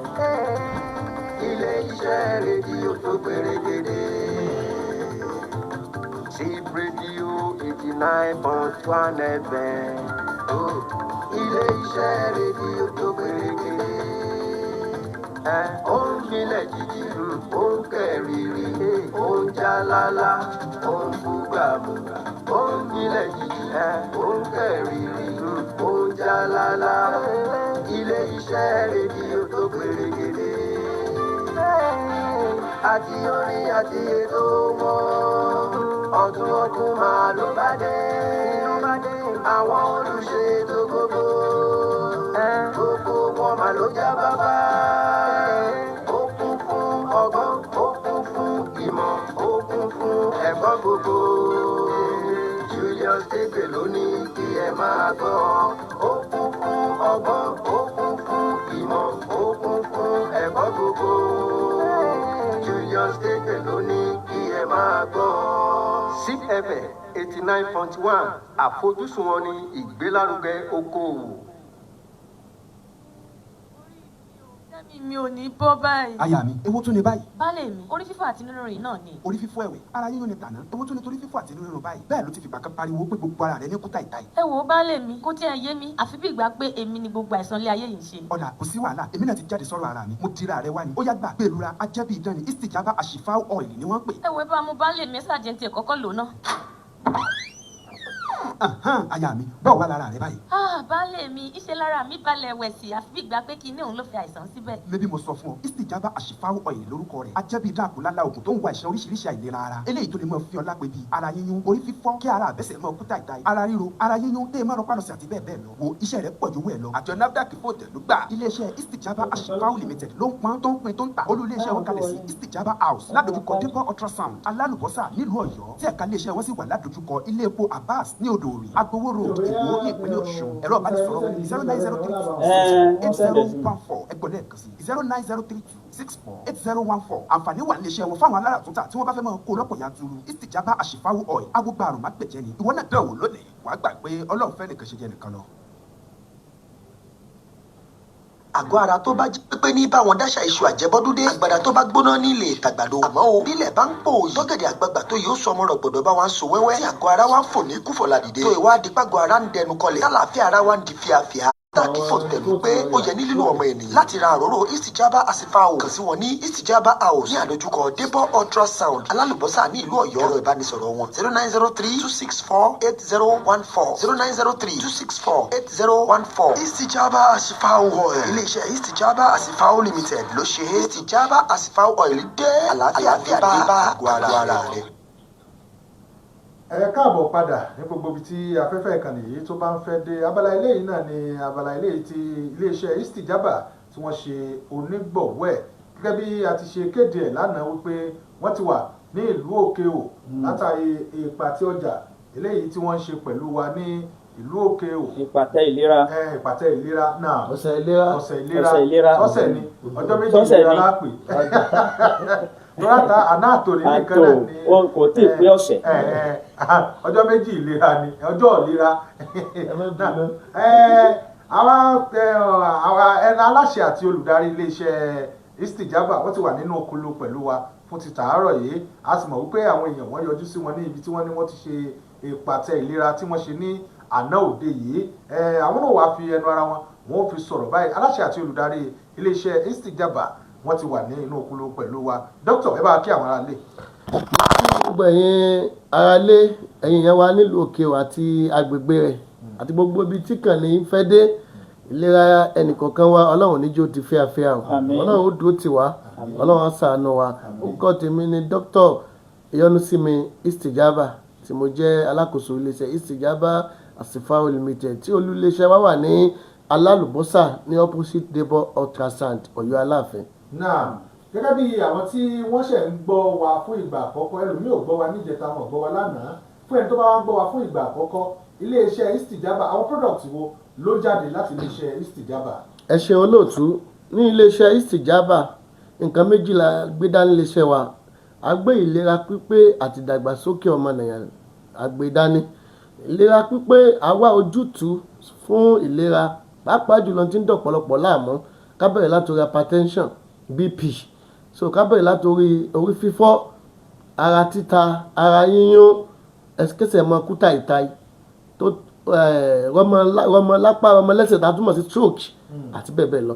àwọn ní product kan tó jẹ́ sí pé ó ti di gbajúgbajà tí wọ́n pé ní Ọ̀yọ́ Aláàfin ó fẹ́ lójú ẹni tí ò mọ̀ tí ò gbọ́ nípa òróró Istijaba. òróró Istijaba yìí jẹ́ òróró àlùbáríkà tí ń ṣe tako ẹ̀fọ́rí túlù kò kẹfọ́rí máa dà ẹ́ láì lómi ti lo nǹkan lókan ó ṣe kó jẹ́ pé nǹkan kan lè bẹ́ẹ̀ bẹ́ẹ̀ tó bá ti fòróró Istijaba yìí para ó dúpẹ́ fọlọ́ ara títa ara yíyún kí ara máa gbóná lódìlódì so bákan náà kí ẹsẹ̀ máa kúta ìta tí bàtà ó fi jábọ́ lẹ́sẹ̀ lómi kò ní mọ̀ látara àwọn nǹkan yìí ọmọ lápá ọmọ lẹ́sẹ̀ ó ń ṣiṣẹ́ fún gbogbo àwọn tá à ń sọ yìí bákan náà ọmọ òpó ńlò tí ẹ bá ń fò ìpalára yóò mọ ní sand slip kò sí nǹkan tí yóò mọ dún màá màá ó mọ́ tó bá ti ń fò ìpalára bákan náà aláboyún mo sùn mọ́ mọ́jọ́ tí ẹ bá ti ń fò tó bá ti ń fò ìpara ara ríro ni ẹ káwọn àìsàn kan mọ́ sáláboyún tó jẹ́ sí pé yóò mọ ká mọ complain pain mi o tó ẹ gbà àánú yóò mọ ṣe tó bá ti ń lò ó títí tó fi bímọ ó dúpẹ́ fọlọ́run bákan náà ọmọ iléèwé àbí àgbàlagbà bẹ́ẹ̀ ni anybody ẹlòmíì làákà ìtọ́lọ́ fún wa ẹ̀ gbọmọ sọ́lá kò papọ̀ mọ́ra wọn tó bá ti ń fòrò ìpa orí tó fi ń para gbogbo ara ní o pàápàá jùlọ àwọn ọmọ wa tá bá ti fi ń pa wọ́n ní orí wọn ọ̀pọ̀lọ́ wọn mọ̀ jí pépé so iṣẹ́ tó ń ṣe pọ̀ gan-an nítorí ń sá fún ìdàgbàsókè ọmọnìyàn náà ẹlòmíì á lóun gbẹ́jà kalẹ̀ òun ò ta ó ṣe kó jẹ́ pé àwọn ẹ̀mí kan náà disturb rẹ̀ tó bá ti ń lo owó yìí ó dùpẹ́ fọlọ́ bákan náà ẹlòmíì lójú oorun oríṣiríṣi nǹkan ní bó ṣe ń lálàá rí eléegun ní òmò rọ́ọ̀sà mẹ́lòmíì ṣe ń jàmàlà ní òmò jẹ̀bà yóò máa mú mi sí lójú oorun àwọn nǹkan yóò dá ń dé ìdàgbàsókè wọ́n sílẹ̀ tó àwọn mí kan ní ń dùn màrún tó bá ti ń fowó ìpara ó mọ̀ dúpẹ́ fọlọ́ bákan náà ẹlòmíì kórìíra tiẹ̀ rí gbogbo kò tí ń tó lè ṣe láyé wọn ò ní appreciate ẹ̀ ni ó sì ṣe kó jẹ́ pé àwọn nǹkan kan àwọn ìdíwọ́ kan àwọn ìdí kan níbẹ̀ nù àgbà rẹ wọ́n náà gbìyànjú kó wà ó Istijaba kan so iṣẹ́ tó owó iṣẹ́ ó pọ̀ táwọn ní a máa mẹ́nu bá àní kò lórí atẹ́gùn ìwà àwọn tí wọ́n ti dá wa wò ní Ọ̀ṣun lọ́yọ̀ọ́ nísẹ́yìn káàkiri orígun mẹ́rẹ̀ẹ̀rin Nàìjíríà àtàgbáyé wọ́n dúpẹ́ fọlọ́ ni àti kó owó wa yìí àti kó dé outside kódà ẹnìkan tó ti ń bá wa sọ̀rọ̀ lẹ́nu ọjọ́ mẹ́ta yìí pé àwọn fẹ́ máa ta òróró ní UK látara báwọn náà rí gbàdúrà tí wọ́n ti rí tọ́lọ́ fi owó ìlànà fi ṣẹ́gun fún wọn tàbá ní àwọn gbóhùn àwọn egbòhùn yẹn lẹ́nu tí a tó pé àwọn òbí táwọn abílẹ̀ fún ni pé ìwọ lò kò sọ fẹ́ lómi so bákan náà a ní cleanser oil olóòtú cleanser oil yìí tó òun ṣe ni pé òun regulate BP tá a mọ̀ sí ìfúnpá gíga tí ń da ọ̀pọ̀lọpọ̀ láàmú ń sọ lánàá pé kìí ṣe àjogúnbá nìkan nígbà míì ìrònú lè fà á nígbà míì àfọ́fà lè fà á tó jẹ́ sí wípé àwọn nǹkan tá à ń jẹ náà ó lè fà á tí BP yóò fi tí ó mọ̀ high so tá a bá ti wá rí àwọn àṣàṣì náà mọ̀ fà á o tá a bá ń sa nǹkan lóyún BP yóò àyàn ní òun sàn lẹ́yìn bá dọ́dọ̀ tiwa tá a bá fún nípara á tó fún ní mímu tí ó regulate ẹ̀ so ẹlòmíràn kan dọ́dọ̀ wáyé ni pé òun fẹ́ òun Istijaba para kí ló ń ṣe ọ́ kí ló fẹ́ lò fún làwọn tó àkọ́kọ́ béèrè láti mọ ayé BP wa wò so ká tó lọ náà bẹ̀yẹn so BP owó mímu iṣẹ́ tó ń ṣe pọ̀ inú kíkùn ni inú gbígbóná ni ẹlòmíì nǹkan oṣù rẹ̀ àmọ́ bá nira wá tó bá ti mú owó Istijaba yìí ó dùpẹ́ fọlọ́ kọ́lá bó jẹ́ pé nǹkan ni wọ́n tiẹ̀ jẹ́ so ó dùpẹ́ fọlọ́ a ní ìtọ̀ ràkúnmí tá a mọ̀ sí camel urine awogba àwọn ni o original ìpọ́nbélé lẹ́bàá lè ṣe istijaba so ó ń ṣe fún diabetics ń ṣe fún fúnpá gbogbo nǹkan ní ìtọ̀ ràkúnmí náà ń ṣe fún kọ́lá ànábì wa Muhammad sallallahu alayhi wa sallam ànábì ni ẹni tí bá ń lò tọ̀ ràkúnmí àfi tákòókò rẹ̀ bá tó nìkan ní òkú tó pé awogba àwọn ní ó ṣẹlẹ̀ nígbà yà ànábì náà àwọn èèyàn rẹ̀ ń lò Mẹ́dínà wọ́n wá ṣàbẹ̀wò sí nílùú Mẹ́kà ṣàbẹ̀wò sínú Mẹ́dínà pandemic kí wọ́n wá ṣẹlẹ̀ táwọn èèyàn sì kìlọ̀ ànábì ni ẹ kó wọn lọ sínú ọgbà ràkúnmí ká ẹ mọ fún ọ̀tọ̀ ràkúnmí mu wọ́n ti fún ọ̀tọ̀ ràkúnmí mu yìí gbogbo wọn sùn tán lálàáfíà àtọ́jú náà ànábì wa Muhammad sallallahu alaihi wasallam ló ti fòǹtẹ̀ jẹ́ ìtọ̀ ràkúnmí pé gbogbo tí ń jáde látara ràkúnmí tó fi dórí ìwà rẹ̀ ìwòsàn ni o ìwọ náà máa lo ìtọ̀ ràkúnmí ó dáa bá ní original pọ́nbélé tí wọn ò fi nǹkan kan lú lè ṣe istijaba bákan náà ní sap soap ó kọ ọlọ́run pọ́nbélé ni ò lè réwé ò lè régbò ń bẹ́ẹ̀ tó pé n tá à ń gbé dání lè ṣe istijaba ó kọ ọlọ́run nìkan ni so téèyàn bá ti ń fọṣẹ ìwẹ́ àwọn ẹ̀mí kan ń dà láàmú ni ara ríro ni ìwọ tiẹ̀ gbéjà kalẹ̀ àbí nǹkan kí nǹkan tí lè mọ̀ dán láàmú wọ́n lò ó dùpẹ́ fọlọ́ a ní cleanser powder yìí inú omi ìwẹ̀ là ń dà á sí ẹlòmíì ẹ̀rí gbogbo ibi tí àwọn èèyàn bá gbà kọjá lòun ó gbà kọjá tí àǹkáwò ó tún kọ kódà yóò kọ́ lé wẹ̀ tó bá tún wẹ̀ tán tó tún lórí bẹ́ẹ̀lì yóò tún kọ téèyàn bá lo cleanser powder yìí tó bù sínú omi ìwẹ̀ gbogbo rẹ́rùn yìí yóò fààyè rẹ̀ lẹ̀ yóò sì dùpẹ́ fọlọ́ níta ṣe lè ṣe ìsìjàmbá yín tó pọ̀ ni tẹ́yìn náà bá yọjú sí wa ẹ̀ dùpẹ́ fọlọ́. so mo ní ìbéèrè kan dókítà ẹ ní òróró istijaba oil pé àwọn tí wọ́n bá fẹ́ fi tajà báwo ni wọ́n lò ó ṣé wọ́n fẹ́ pa ojú àbí wọ́n wọ́n sí ilé ìtajà wọn. ẹ ṣe wọ́n máa fi ìpara ní o ṣáyé òróró ta ní ọ̀pọ̀ oríṣi mẹ́ta nípa ìpara yẹn a ní òróró stroke tó jẹ́ sí pé àwọn tí wọ́n ní ọmọlẹ́sẹ̀ òun wà lọ́tọ̀ àmọ́ owó istijaba òun náà ń ṣiṣẹ́ fún gbogbo òun ṣe lòun tiẹ̀ gbogbo níṣẹ́ ní ìpara ní tó bá ti lọ sọ́ọ̀bù kó sáfi para àmọ́ má dàá mọ̀ nǹkan o tó bá àwọn kan rí àwọn kíkí kọ́mọ́lẹ̀ bá tètè tán àwọn dàá mọ́ ní kí máa kò ní ṣiṣẹ́ o kò fọ́rọ̀gún ní òróró istijaba. òun nìkan sọ òun nìkan ló mọ̀ pa. bí ẹ bá ní bí ẹbú lédè òkàn kú díẹ̀ sí. olóòtú ẹbú látòsógbó kò ní ṣiṣẹ́ o tẹ́lẹ̀ bá ń fi owó yìí para yóò ní sáàsì bí ó sùn dáadáa ara ríro orí gbogbo kò tí ó sì dúpẹ́ fọlọ́.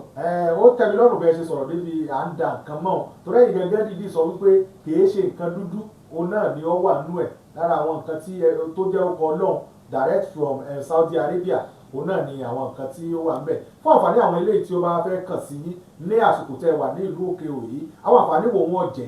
ẹ ṣe ká tó ṣàlàyé ibi tá a ní ọ́fíìsì káàkiri àtàwọn tó fẹ́ ń bá wa ta àkọ́kọ́ ní ìlú òkè ò bá ti gbé ọ̀sẹ̀ lé ọlọ́jọ́ méjì dání ọ̀sẹ̀ kan ló yẹ ká lò àmọ́ náà wá pọ̀ ẹ má bínú ẹ̀yẹ̀ yẹn wa ní òkè ò àwọn kan jẹ̀ ní àtúndó dọ̀là kò sáyè àtún lọ sí ìlú Ìṣẹ́yìn àti promise àwọn yẹn lọ́la ọjọ́ kan náà ní ká tó máa lọ yọ àdùn lù sẹ́yìn machine kan bẹ à ń pè ní blood circulating machine olóòtú machine àwọn China náà ṣe téèyàn bá gbórí machine yìí tó bá kọ́dà pẹ́ẹ́pẹ́ ọdún mẹ́wàá ló ti wà nínú stroke wàhálà yóò dìde yóò dùpẹ́ fọlọ́ pẹ̀lú àwọn táwa bá fún tó jẹ́ àwọn òlágbó tá fún òróró làwa fi ń tọ́jú èèyàn tiwa so tá a bá ti fún ọ ní òróró yìí tó gun machine lánàá àríná lò ó nílùú òkè o bàbá kan wá ń bẹ wọ́n ní láti dé lọ́dọ̀ àwọn kájọ bàbá yìí ni wá gbé wa lánàá lọ lé wọn nígbà tí wọ́n gun masini in tó jáde lára bàbá náà wọ́n dúpẹ́ àdúrà tán ṣe fún wa ààyè tẹ̀lé èèyàn lọ́lẹ̀ àmàgbàlagbà ni wọ́n tán sì ló kọ́ lù yìí wọ́n ṣe àyè ọ̀pọ̀lọpọ̀ àdúrà mo ní bàbá tábà ẹ rí ọ̀sẹ̀ kan lè sí fún ayé lẹ́ẹ̀mọ́ àrùn tára yóò sì ṣe kíni àwọn ọmọ wa ní so ní ìlú Ìṣẹ́yìn á lo masini yẹn bẹ̀ lọ́la tí iná bá wà nílùú òkè òun náà lónìí àtúnlò masini iṣẹ́ rẹ̀ pọ̀ gan-an nítorí egun láti inú ọpọlọ ló ti bẹ̀rẹ̀ sẹ́ ìyọ̀pá wájú tàwọn ọkọ̀ àtọ̀pẹ́ yìí gbogbo ẹ̀rọ ìṣèkéne ní ó dúró tán bí mẹ́ta óbì. So now ní 4,000 naira la mọ́ gbà. a jẹ́ pé masini yìí ti ní ọ̀pá óbì.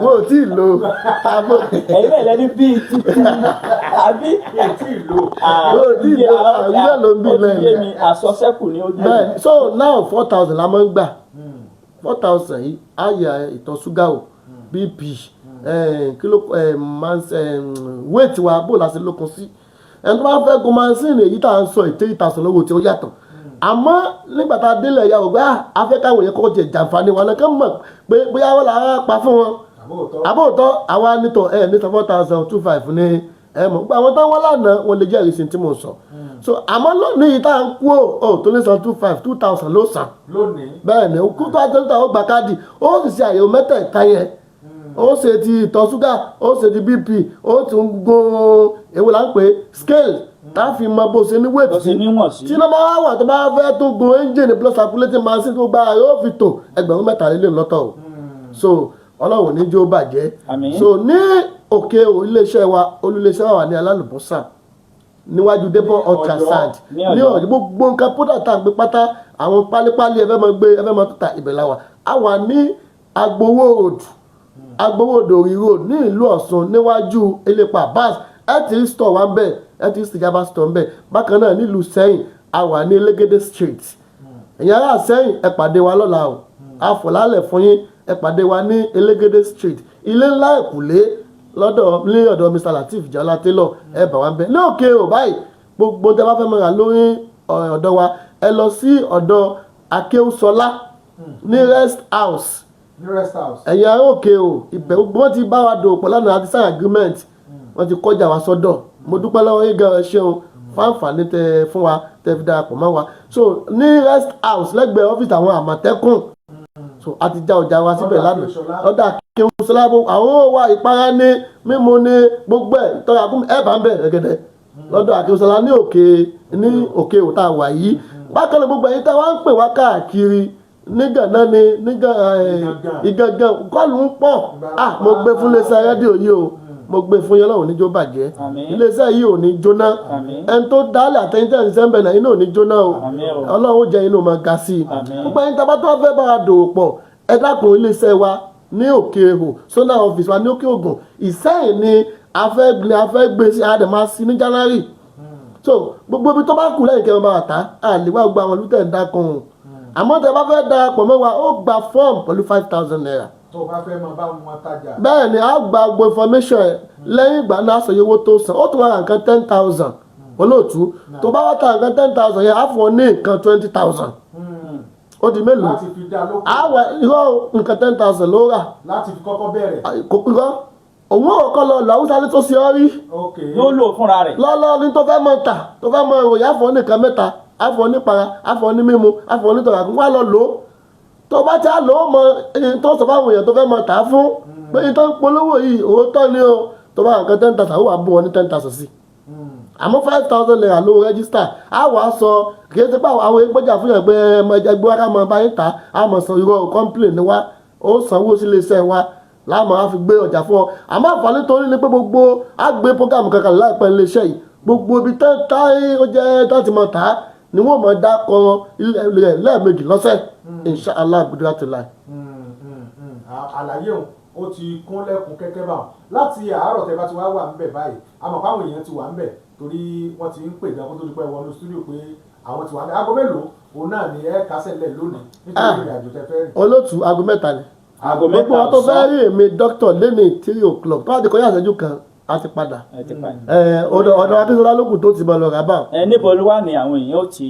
ní ilé ẹgbẹ́ télọ̀ tó wà lẹ́gbẹ̀ẹ́ ilé ìgbóhùn afẹ́fẹ́ SIP FM tá a wà ilé ẹgbẹ́ télọ̀ láàárọ̀ ibẹ̀ làwọn tí wọ́n ń bá wa so ibẹ̀ ni ẹ̀tọ́ mo wá tó fi àǹfààní yìí kéde nǹkan kan fún èèyàn aróòkè o ìwọ tó tọ́ pé inú ìdèkẹ́ ló wà sí kejì tó wà ní wàhálà kan tó ti sú ọ ti náwó a ní convention kan tá a mọ̀ sílẹ̀ kan lọ́dún tí mo sì máa ń gbé èèyàn tó àlejò yẹn 10,000 so convention wà ní Ìsìjàmbá Central Mall Ìsìjàmbá Prayer Grant ilẹ̀ àánú ó wà ní òpópónà Akínmọ̀rìn sí Awẹ́ road kò sẹ́ni tí ò mọ̀ ní ọgbà yẹn bẹ́ẹ̀ ni company wa tàbí produce wa gbogbo nǹkan ló wà ń bẹ́ẹ̀ mò ń retí èèyàn 10,000 lọ́dún màá sì fún èèyàn 5,000 ní òróró lọ́fẹ̀ẹ́ ẹgbọ́n mi dáadáa èèyàn 5,000 bẹ́ẹ̀ ṣe máa ń ṣe lọ́dọọdún nìyẹn. bẹ́ẹ̀ ni èwo máa ń pọ̀ ìwọ náà máa bọ̀ wọ́jọ́ mẹ́ta la lò á tún gbé ètò ìlera ọ̀fẹ́ kalẹ̀ ńjọ́ yẹn so the last Wednesday tó parí ọdún yìí òní 3,000 naira lówó tó fi wọlé tó fi fún jíjẹ mímu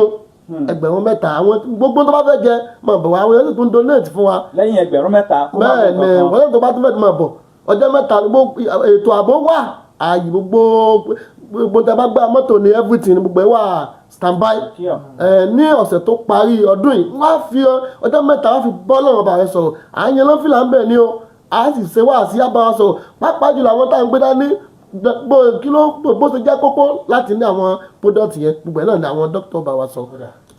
ẹ já sí ojú òpó lẹ̀ nítorí àwọn èèyàn wa ṣùgbọ́n kó tó di pé á ṣe ojú òpó lẹ̀ jẹ́ ká gbọ́ láti iléeṣẹ́ ìsìtìjábà olùdókòwò àmọ̀ tẹ̀wájú ẹni lẹ́bẹ̀rẹ̀ kú kalẹ̀.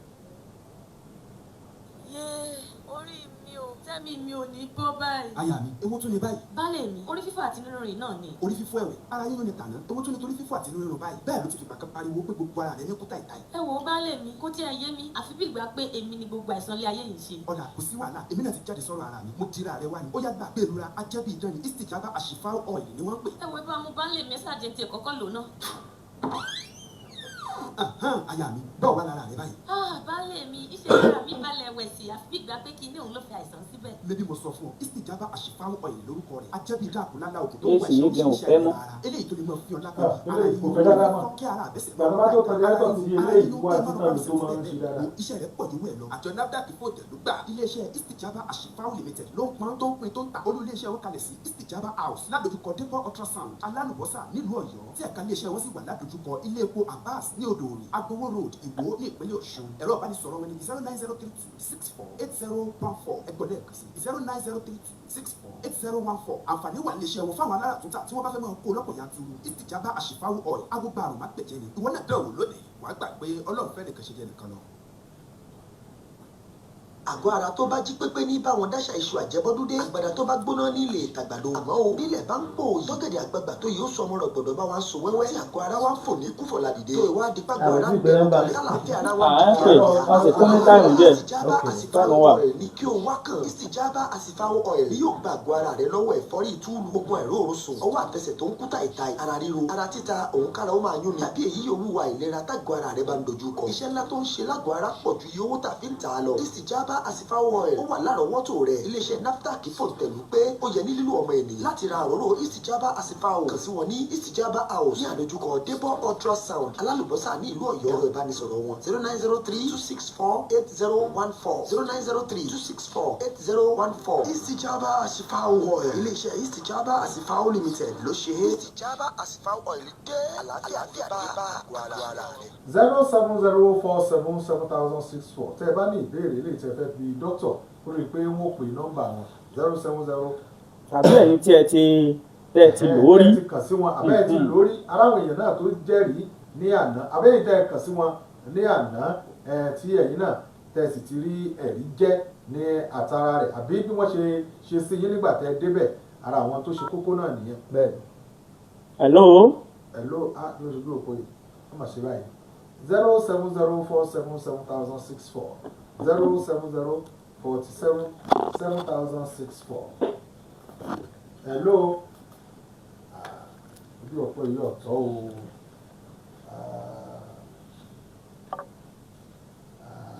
ojú òpó ni o kó tó di pé ráàrí ìpè ìgbà dókítà ẹ bá pe nọ́mbà yín fún àwọn tí wọ́n bá. 090 32 64 80 14. 090 32 64 80 14. ẹ káàárọ̀ ẹ káàárọ̀ ẹ ti pè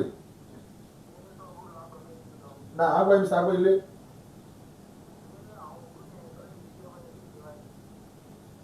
ẹ ti kìíní. àti ilé ẹ̀wọ̀n dáhùn wọ́n ní ẹni tó bá ní gángan ẹgbẹ́ sólè ṣe. bẹ́ẹ̀ ni bẹ́ẹ̀ yes. irú òróró yẹn àná. ó tún wá ní kan tá a gbé jáde fún yàn ẹni tó bá níbi jínú mental issue bẹ́ẹ̀ ni ó ṣiṣẹ́ fún. yóò máa sùn dáadáa gbogbo àwọn ẹ̀mí yẹn ń sá fún un tó pẹ̀ fóun ti ń bẹ láàrọ̀ òun ìgẹ́ lágbára rẹ̀ tó bá ti fi ń para báyìí òun ti ń bẹ ń bẹ àwọn ẹ̀mí àìrí ìrún ìfẹ́ gbọ́. bẹ́ẹ̀ ṣe wọlé gan-an ó ti fàpẹẹrẹ hàn. hello ẹ káàárọ̀ o. ó kọ́ ìbẹ̀rẹ̀ tí pè. wàhálẹ́kùn sàǹtìlá. Ṣakí kò sí wàhálà tẹ́ bá ti kàn sí wa àwọn alágbàtà lásán fẹ́ láwọn lóhùn ẹ dákun tẹ́ bá ti kàn sí wa kò sí problem àkàwá náà ó ti dáadáa fún àmọ́ polo ó gbé ọ̀sẹ̀ ìlera gan wá bẹ̀ nígbà láti mọ bá wọn ṣe ìpolówó dé bẹ́ẹ̀ ni kó jẹ́ pé gbogbo Ṣakí náà ní gbọ́ wa bẹ́ẹ̀ ni 0704777 ẹ ló ẹ káàárọ̀ o. Ẹ káàárọ̀ o. ẹ ti pè. náà à ń gbọ́ yín Mr. Gbogbo. ẹ ṣeun sà ẹ ṣeun sà. aago mẹ́ta ni lónìí sà. ẹ ti kú olóko.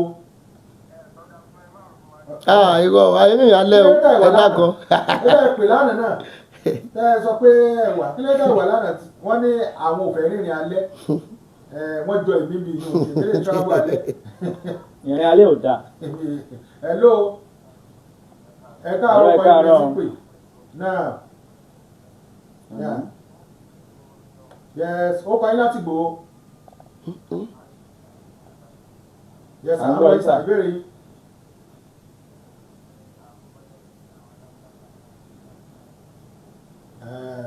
náà ni wọ́n sọ pé tí alágbàtà bá fẹ́ mọ báwọn tà á láti bẹ̀ kí wọ́n pe nọ́mbà wọn wọ́n tún pé tún nọ́mbà yẹn pè tí wọ́n kí ó tó dìde. ẹ bá sì ti kówó lẹ̀ ẹ ní kábàámọ̀ á tún máa polówó ọ̀dọ̀ yín gbogbo ilé ayélujára tá a bá ń lò pẹ̀lú àṣẹ ọlámọ̀dákọ yín. 0704777 ẹ já gba ìpè ọkàn sí kẹ́ ẹ tún tún nọ́mbà yẹn pè kó tó di pé àmọ̀ dìde 0704777 ẹ ló ẹ káàárọ̀ o. ẹ káàárọ̀ ẹ ti pè.